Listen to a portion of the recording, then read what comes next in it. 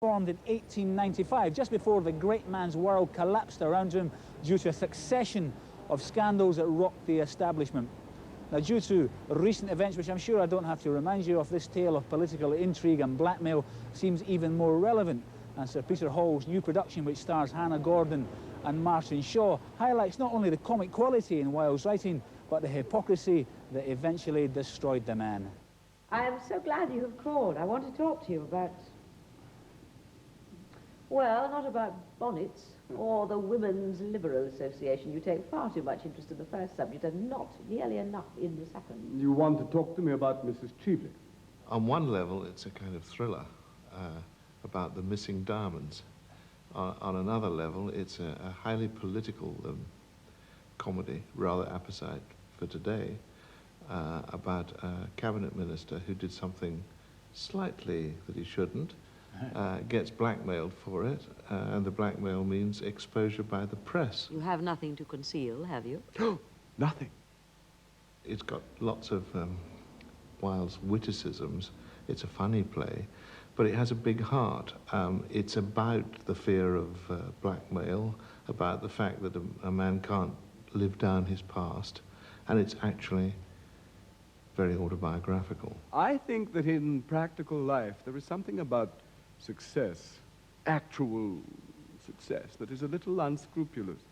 Something about ambition that is unscrupulous always. When I first read it, I thought, my God, this is Wilde himself speaking, and I phoned Peter and put this proposition to him, and he laughed and said he'd had the same idea. Once a man has set his heart and soul on getting to a certain point, if he has to climb the crag, he climbs the crag.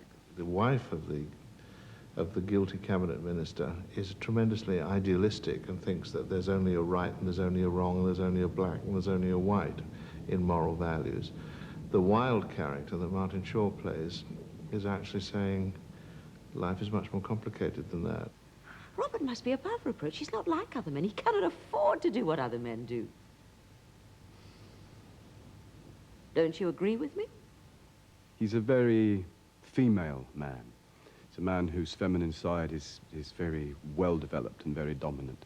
And that's the way I play it. He's a champion for the female principle within women, but also particularly within men. And is that difficult for you? No.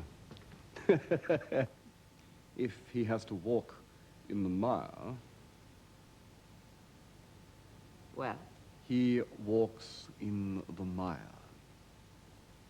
Of course, I'm only speaking generally about life.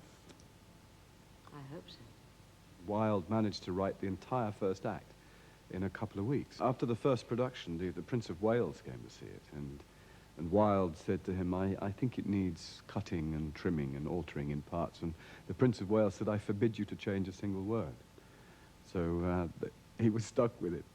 Supposing, for instance, that, any public man, my father, or Lord Merton, or Robert, say, had years ago written some foolish letter to someone. What do you mean by a foolish letter? A letter gravely compromising one's position. I'm only putting The play an imaginary is case. almost exactly 100 years old.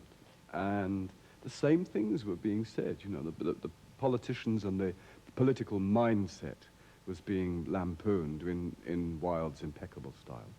And so were the press and the newspapers. I thought, my God, I mean, 100 years later, what's changed? Robert is as incapable of doing a foolish thing as he is of doing a wrong thing. Nobody is incapable of doing a foolish thing.